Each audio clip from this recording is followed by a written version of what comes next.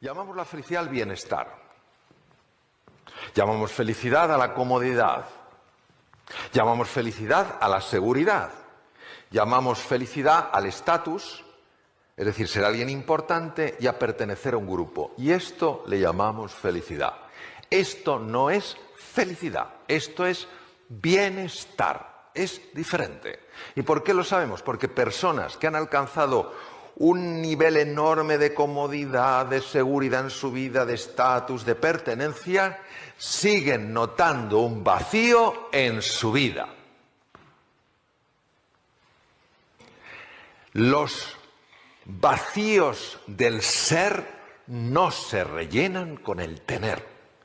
Y ya podemos tener y tener y tener y tener, que estamos llenando un pozo distinto del pozo del ser. Y mientras no llenemos el pozo del ser, seguiremos notando ese vacío. ¿Es verdad que se viaja más cómodo en un coche bueno que en un coche no tan bueno? Sí. ¿Es verdad que se come mejor en Alicante que en otros sitios? Sí. ¿Es verdad que se está mejor en este salón que estuviéramos todos apretados en una clase? Sí. ¿Y eso es importante? Sí. ¿Es la felicidad? No. ¿Venimos aquí a hablar del bienestar subjetivo? Sí. ¿Venimos solo a hablar del bienestar subjetivo? No. Venimos a hablar también de la felicidad. Entonces tenemos que ver qué es la felicidad. Ahora, las personas que han alcanzado un nivel de bienestar, de estatus, es decir, de reconocimiento, de valoración, etcétera, etcétera, cuando notan ese anhelo, ese vacío, y dicen, hay algo que le falta a mi vida y no consigo saber qué es, están tocando una puerta muy delicada, que es la puerta de la incertidumbre. Esta puerta es delicada porque cuando tú la cruzas, el mundo cambia. Y preferimos lo malo conocido o lo que no es tan malo y es cómodo a lo bueno por conocer. Ahora que tenemos aquí el mar tan precioso y vemos la línea al horizonte, muchas personas durante muchos años vivieron encerrados en los límites del horizonte porque consideraban que fuera solo había monstruos y dragones. ¿Y si no fuera así? ¿Y si hubiera un espacio de posibilidad para el ser humano? ¿Y si fuera, como decía uno de los 7 sabios de Grecia, Pítaco de Mitilene, la oportunidad es una puerta abierta a infinitas posibilidades? Y si el ser humano no solo necesitara el bienestar subjetivo, que claro que lo necesitamos, sino que además pudiera experimentar algo más profundo, que es la felicidad. Eso es lo que tenemos que explorar. Obviamente hay personas que se abren más a explorar en esa puerta porque sienten que no están experimentando nada de lo que le da un cierto tono de alegría o de entusiasmo a la vida. Son personas que están hartas de estar hartos. Estoy harto de estar harto. Tiene que haber algo más. Y como dice Leonard Cohen en su disco Anthem, hay una grieta en la pared a través de la cual penetra la luz. Hay algo en el ser humano, en nuestra profundidad, que siente que hay una dimensión dentro de nosotros que no estamos explorando y que si no la exploramos es muy difícil experimentar lo que es la felicidad. ¿Podemos experimentar el bienestar? Claro que sí, pero se nos escapa algo entre los dedos como si fuera agua, que es la felicidad. Pero ¿qué ocurre? Que también para las personas que están hartas de estar hartas, esa puerta es una puerta a la incertidumbre, y ante la incertidumbre el ser humano muchas veces se empequeñece. Ya hemos visto que hay una diferencia entre el bienestar subjetivo y la felicidad. Ahora vamos a ahondar más en cuál es la experiencia de los dos. El bienestar subjetivo es lo que colma los sentidos. Yo me he tomado hoy un fideuà con tinta, o sea, fideuà negro, en vez de un arroz negro, un fideuà negro, que estaba riquísimo. Oye, riquísimo. Estaba colmando mis sentidos, claro que sí. Estaba viendo el mar, estaba en el Hotel Meliá aquí, estaba viendo el mar precioso, está colmando mi vista. Luego me han traído en un coche fantástico. Mi amigo Eduardo, bien, colma los sentidos. Eso es bienestar subjetivo. La felicidad colma el corazón. ¿Y cómo sabes que colma el corazón? Porque la experiencia de felicidad es diferente. Tiene una cualidad distinta que la vamos a explorar. El bienestar subjetivo se experimenta, pues como lo que hemos visto antes, confort, agradable a los sentidos, te sientes cómodo, te sientes seguro, te sientes bien. La felicidad se experimenta como serenidad, lo que los griegos llamaban la ataraxia. Es decir, incluso en las dificultades no pierdes el ánimo. Cuando las cosas te van bien, no se te sube la nariz. Es como una paz interior que no depende de lo que te pasa, que irradia desde lo que eres. Lo segundo es la alegría, es una alegría. Es decir, que no es estar contento, es una alegría, pero ya sabéis que la alegría está muy castigada hoy en día. Tú vas alegre. Una persona alegre, poner cara alegre, por favor. Vas alegre por la vida. Y alguien dice, Mario, ¿qué te pasa? Dice, no, que estoy alegre. Dice, ¿pero te ha pasado algo? ¿Te han ascendido? ¿Te ha tocado? No. Te dice, wow, qué rarito está este. La alegría está castigada, parece que hay que ir serios por la vida. Entonces hay una alegría que irradia, que no se siente el contento de que me ha tocado una lotería o que me han regalado una cosa que me gusta, es algo más profundo. Y lo tercero es una confianza esencial en la vida. ¿Por qué es tan importante eso? Porque cuando uno conecta con esto deja de tener miedo. Dejas de tener miedo. Porque te sientes sostenido por el universo. Cuando tú estás verdaderamente enfocado en una tarea y el mundo a tu alrededor desaparece, ¿qué tal haces esa tarea? ¿Mejor o peor? Si te estás distrayendo constantemente, bien. Si tú emprendes nuevas acciones, emprendes nuevos caminos y algo empieza a tensarte y a angustiarte, ¿tiendes a seguir avanzando o tiendes a retraerte? Y la creatividad. La creatividad es de las cosas más sensibles al estado emocional, porque depende fundamentalmente del hemisferio derecho, una gran conexión con el mundo emocional. Entonces, una persona que se sienta emocionalmente bloqueada, creativamente está anulada. También lo exploraremos. Entonces, vamos a poner un ejemplo muy fácil. Eficaz es cargarte una mosca con un cañón. ¿Te la cargas o no? Hay alguno que dice, no sé lo que habrás fumado, pero normalmente una mosca le pones un cañón y te la cargas. Eso es eficaz, pero ¿consume o no consume recursos? Un montón. Ahora, si coges un matamoscas, esto es eficiente. Con pocos recursos consigues lo mismo. Y esto es lo más importante que os quiero mostrar respecto de la relación entre la felicidad y la productividad. Mirad, voy a utilizar esta cosa tan chula, ya veréis, a ver si funciona. Eso es, a ver, enséñamelo. Bien. Observar, nivel de rendimiento. Oh, esto es fantástico. Se queda bloqueado. Bien. Así se queda. Nivel de rendimiento, que es la productividad, la efectividad. Y abajo, nivel de presión interior. Esta es la curva de los profesores de Harvard, Yorkis y Dodson. ¿Qué quiere decir? Que si yo tengo un nivel de presión adecuado, mi performance es alto.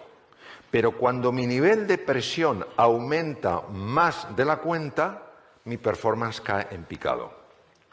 ¿Cuándo yo noto que esa presión aumenta? Cuando no me siento valorado, cuando no me siento querido, cuando no me siento respetado. Cuando soy incapaz de ver a la otra persona más allá de los juicios y me pongo a la defensiva, cuando me siento resentido, cuando tengo celos, todo eso aumenta la presión interior, es la base del sufrimiento humano y baja el performance. Os decía que Yorkis y Dodson no pudieron saber qué pasaba porque no había tecnología entonces, pero hoy sí existe y lo que existe es lo siguiente. ¿Veis? En color rojo está el lóbulo frontal. El lóbulo frontal del cerebro humano es el más importante en la productividad de una persona, porque es el cerebro ejecutivo. Es el que te hace tomar buenas decisiones, ser más creativo, aprender más deprisa, enfocarte bien en las cosas. Lo interesante es que cuando una persona se siente amenazada por el otro, bien porque el otro es más brillante, bien porque el otro es menos respetuoso, pero se siente amenazado y pierde esa serenidad, esa confianza fundamental en la vida, se activan unos núcleos llamados amígdalas. Pero muy importante, siempre lo digo, y todavía hay personas que luego me preguntan angustiados, cuando hablo de las amígdalas, no hablo de estas. Hablo de unos núcleos en los lóbulos temporales del cerebro. Porque una ocasión, se me olvidó decirlo, una persona casi se me cae redonda. Le miro y le digo, ¿qué te pasa? ¿Te encuentras bien? Me dijo, no. Digo, ¿qué te pasa? Dice que estoy entendiendo toda mi vida y ya no tiene remedio. Me las quitaron de pequeño. ¡Qué penita! Estas son las amígdalas.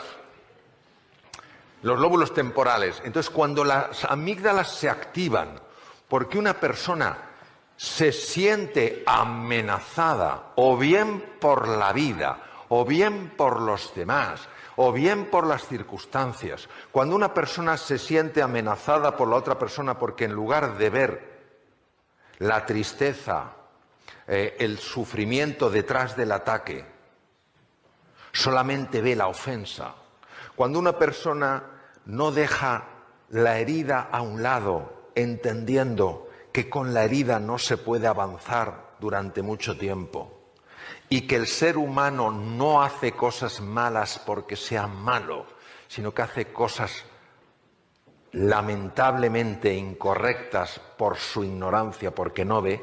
Cuando uno empieza a trabajar eso, la serenidad, la alegría y la confianza empiezan a penetrar con más intensidad en su interior. Eso hace que la eficiencia aumente. Las amígdalas se tendrían que activar solo de forma oportuna y proporcional, pero no lo hacen porque nuestra mente se encarga de mantenerlas siempre activas. Y voy a terminar en esta breve exposición que ojalá nos haya ayudado por lo menos a plantearnos ciertas cosas de la siguiente manera. Mirad, en una ocasión estaba con el profesor Howard Gardner aprendiendo temas de inteligencias múltiples con él, que fue el creador de la teoría de inteligencias múltiples, y conocí una mujer fascinante. Era una mujer muy extraña, porque yo le hablaba, tardaba en contestarme y al cabo de un rato me contestaba. Y entonces empecé a pensar que tenía un problema de audición, que tenía algún tipo de sordera. Yo empecé a mirar así, no soy muy discreto, empecé a hacer así. Dice, Mario, ¿te pasa algo? ¿Estás perdiendo el equilibrio? Digo, no, es que estoy... Entonces le dije, es que me parece que contestas demasiado tarde y está pensando si a lo mejor un problema de audición. Y me dice, no. Dice, no tengo un problema de audición, yo tengo una malformación o una alteración en el cerebro de tal manera que yo no oigo la voz humana. Yo la veo. Digo, ¿cómo que la ves? Y luego, efectivamente, hablando con neurocientíficos, me dijeron que esto existe. Es muy raro, pero existe. Ella veía una pantalla digital y aparecían escritas las palabras que yo hablaba, pero tardaban bastante en aparecer. Entonces ella no podía contestar hasta que no viera toda la pantalla.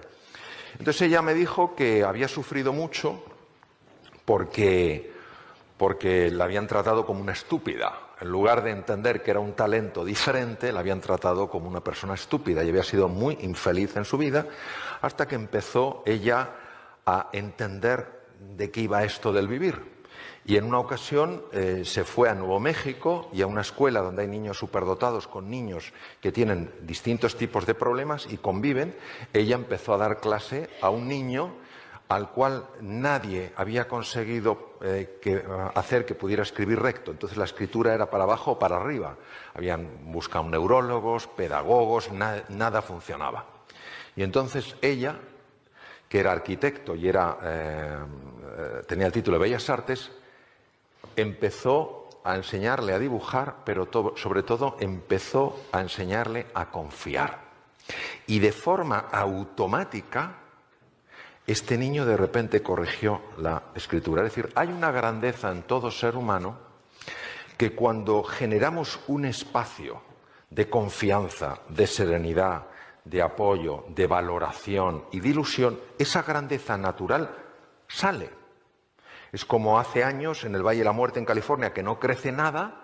Una primavera empezaron a salir flores y dijeron, pero ¿dónde están estas flores? ¿Cómo? Si aquí nunca hay flores, sí, pero es que unos meses antes había llovido.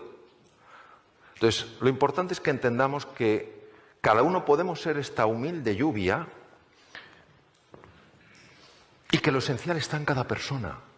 Que si tú una persona la tratas con afecto, si tú una persona la valoras, si a pesar de ser distinta a ti no la tratas como distante, si en lugar de tolerar la diversidad la celebras, si generas un espacio de escucha donde estás verdaderamente presente, de manera natural se produce esa reconexión que es la base de la felicidad.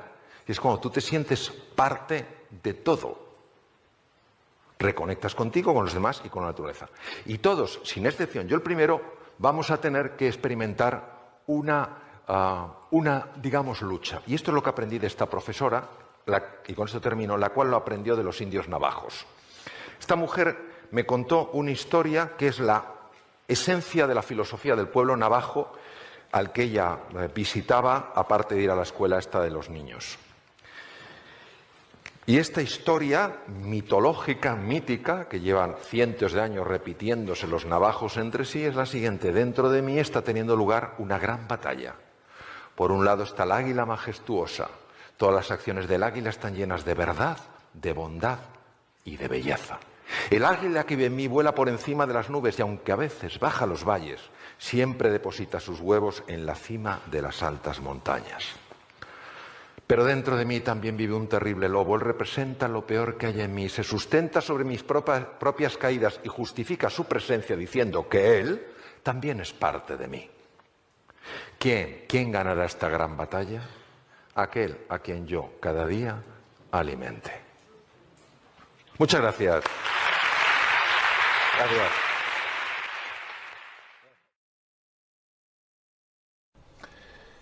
El origen del estrés es la percepción de que uno está en un mundo incierto, en un mundo que no puede controlar. Hay una variedad de estrés, que es el eustrés, que es positiva, donde ante el desafío, el reto, una persona se crece. Su agudeza mental se dispara, su capacidad de aprender mejora, su concentración también mejora y toma decisiones más acertadas y que le llevan a resultados más deseables. Pero hay otra parte que es el distrés. El distrés es la parte negativa del estrés cuando una persona se siente superada por las circunstancias, se siente pequeña, insignificante frente al reto. ¿Qué podemos hacer las personas para no tener que experimentar el sufrimiento que procede del distrés? Pues fundamentalmente recuperar el valor de la persona. Es decir, muchos seres humanos hoy se sienten vistos y tratados como si fueran objetos o simples medios para conseguir cosas, sea poder, sea dinero, sea fama, sea prestigio. Recuperar el valor de la persona, que no es nada azucarado ni blandito, es algo trascendental en el ser humano, es decir, sentirse valorado, sentirse apreciado, sentir que se cuenta con uno en los proyectos, que se respeta el punto de vista aunque sea distinto del de la mayoría. Todo esto hace que esta forma negativa del estrés llamado distrés vaya desapareciendo. La angustia es un proceso muy asociado al sufrimiento humano. Una persona se angustia cuando proyecta en el futuro un problema y también proyecta su incapacidad para resolverlo. Entonces empieza a sufrir ya por algo que realmente todavía no ha ocurrido. Uno de los mejores sistemas que yo conozco, por no decir el mejor que conozco después de haber explorado muchos de ellos, es el mindfulness. Es decir, el mindfulness lo que te lleva es sencillamente, no es ningún abordaje raro, es un abordaje muy sencillo y muy profundo. Lo que te lleva es estar en el aquí y en el ahora. Es decir, no permite que la mente te proyecte al futuro y te proyecte para ver todas las desgracias que te pueden ocurrir. Ni permites que te proyecte hacia el pasado para ver todas las cosas de las que te lamentas, sino que te hace mantenerte en el presente.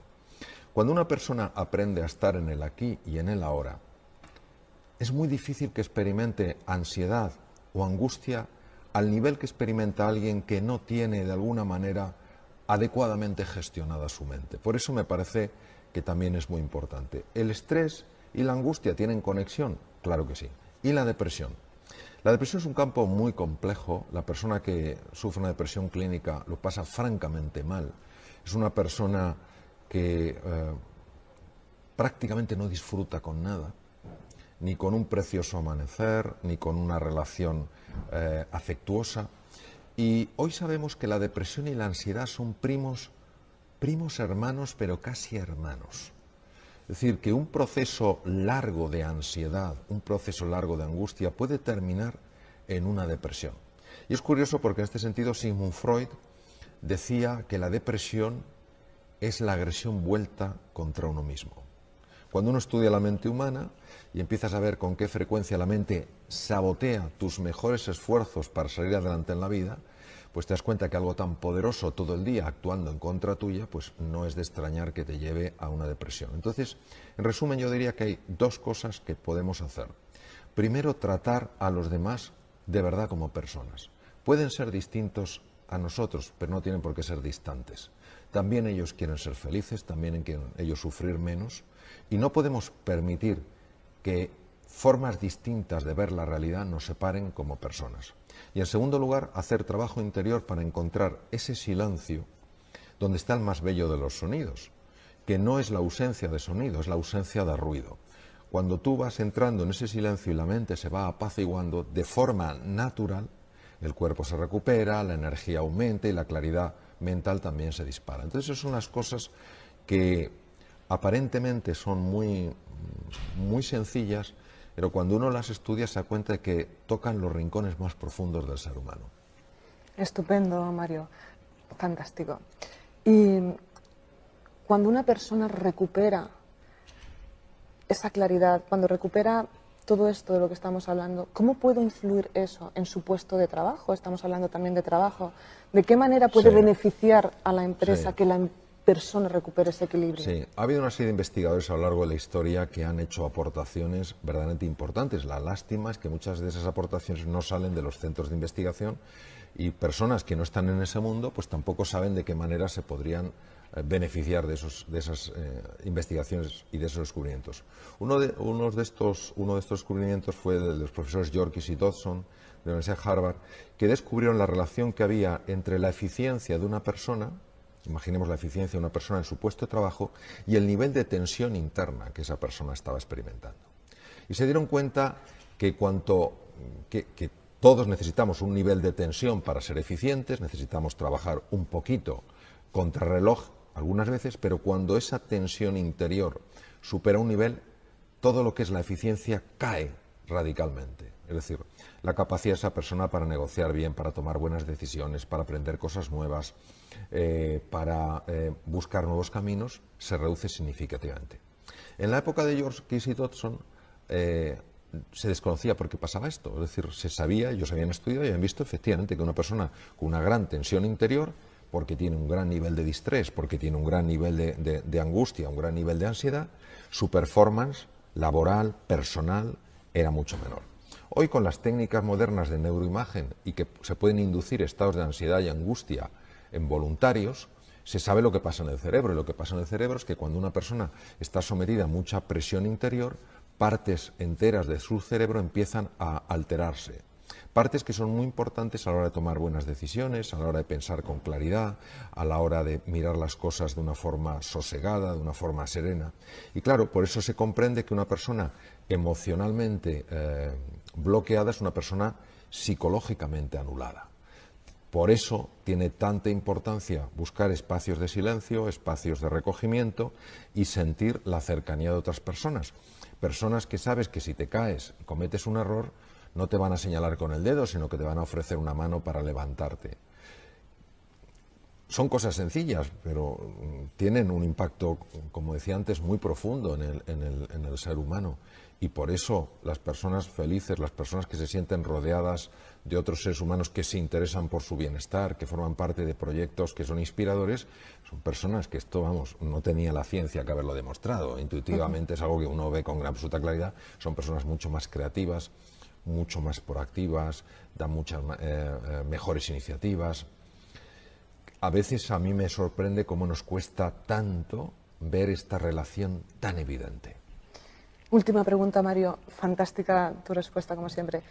¿qué les podríamos decir a empresarios y a empleados para que mejoren o hagan más amable esa convivencia dentro de la empresa?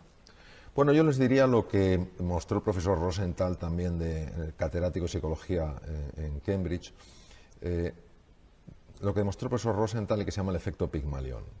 Cuando profesores trataron a niños como si fueran realmente brillantes, porque alguien les había dicho que eran muy brillantes, las puntuaciones de esos alumnos mejoraron de una forma extraordinaria.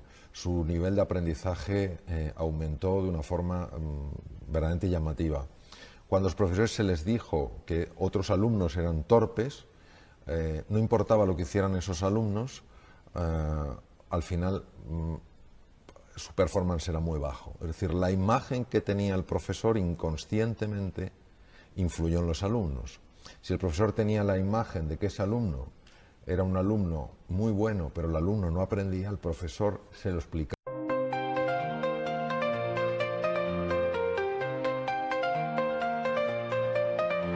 The road was long, the end seemed far, but I kept on pushing like a shooting star. Fell down 7 times, rose up 8. I'm stronger now, learn to carry the weight. All the pain, all the scars, made me who I am so far. Every fall, every mistake, helped me learn to carry the weight.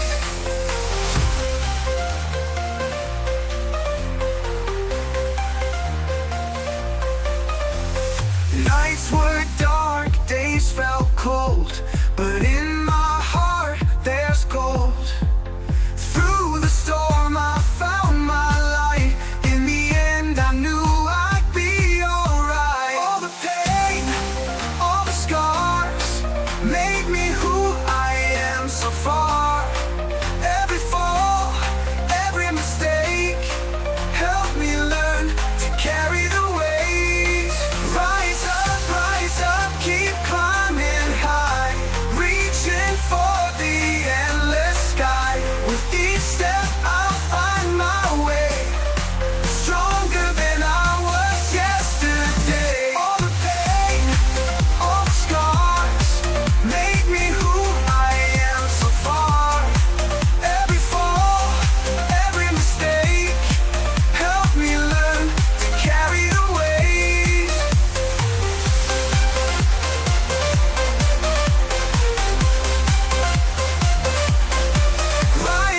Rise up, keep climbing high, reaching for the endless sky.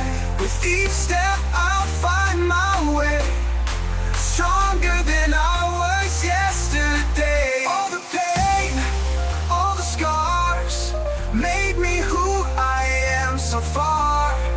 Every fall, every mistake, helped me learn to carry the weight. Rise up, keep climbing high, reaching for the endless sky. With each step I'll find my way, stronger than I was yesterday.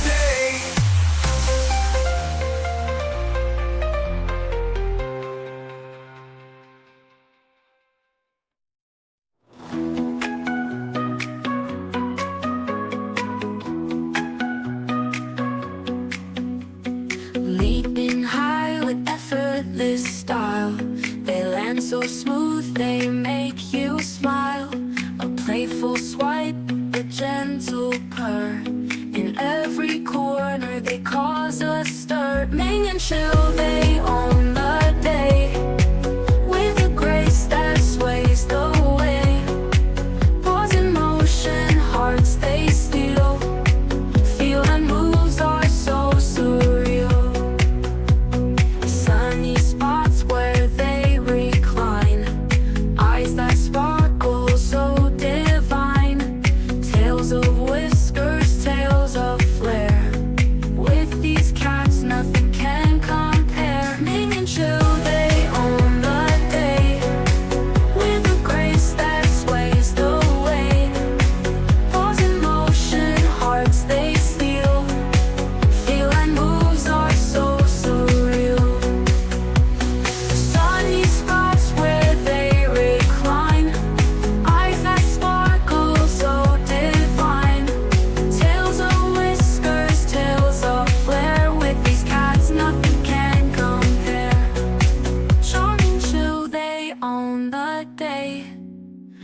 a grace that sways the way.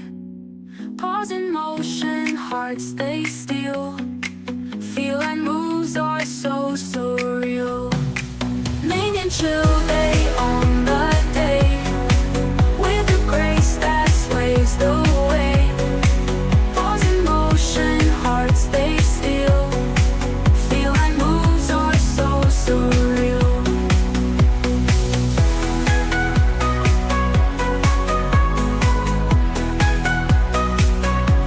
So surreal.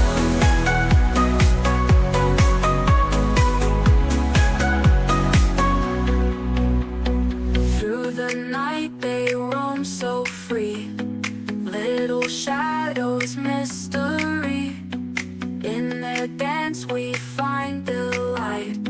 Chasing dreams till morning light. Ming and chill, they own the day. With a grace that sways the way. Pause in motion, hearts they steal. Feel and moves are so surreal.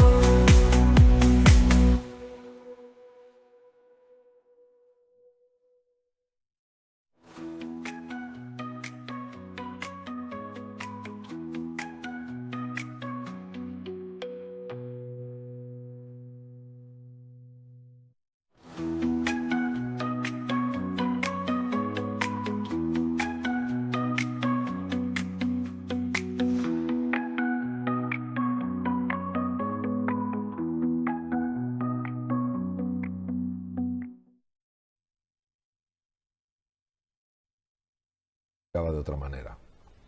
Si el alumno cometía un error, el profesor automáticamente interpretaba que hasta la gente más brillante comete errores y no valoraba especialmente ese error, sino que le ayudaba a aprender de eso que había pasado. Pero cuando el profesor pensaba, creía que ese alumno era torpe, si ese alumno no aprendía, automáticamente decía, ¿cómo va a aprender? Si es incapaz de aprender. Cuando el alumno cometía un error, no lo percibía como el otro, lo percibía como una muestra clara y diáfana de la incapacidad de ese alumno. Es decir, lo más importante es cómo ves tú a los demás. Cuando una persona se ve vista como alguien que tiene un extraordinario potencial, de forma natural empieza a expresarlo. Jean-Paul Sartre, el filósofo existencialista francés y premio Nobel, dijo, yo soy como tú me miras. Yo creo que somos espejos frente a espejos. Y cuando tú tienes personas a tu alrededor, independientemente de su formación, pero tú entrenas esa mirada para buscar la grandeza en esas personas, algo en esas personas lo nota y empieza a responder. Y esto es lo que necesitamos, no quedarnos con el envoltorio, no quedarnos con la apariencia, no quedarnos con el simple performance, sino fijarnos en el potencial. De hecho, para mí la gran diferencia entre un manager y un líder es que el manager solo se fija en el performance, en lo que una persona hace. Un líder también se fija en el potencial, que es lo que esa persona podría hacer. Y continuamente, en cualquier interacción, está interactuando con eso. Estamos hablando de una parte muy sutil y muy profunda de la persona. Pero lo que es innegable es que esa persona que se siente vista como alguien que pueda aportar cosas valiosas, como alguien en quien se confía, empieza a desplegar un talento sorprendente, y si no, que cada uno revise su historia personal y verá con claridad meridiana que ha habido una serie de personas, pocas habitualmente, que gracias a ellas tú has confiado más en tus posibilidades, has tomado decisiones que te asustaban y que te han abierto mundos. Entonces, claro, ser una persona de esta calidad es un legado maravilloso para el mundo. Porque claro, cuando tú eres capaz de transmitir a alguien, tú de verdad vales, yo creo en ti, y como consecuencia de eso esa persona da un giro a su vida, claro, esa persona a su vez va a influir en otra, y esa en otra, resulta que tú estás dejando un legado no para la siguiente generación, sino mejor para decenas de generaciones posteriores. Entonces, claro, es una pena que dejemos pasar esta oportunidad que, como decía Epítaco de Mitilene, uno de los 7 sabios de Grecia, la oportunidad es una puerta que nos abre infinitas posibilidades.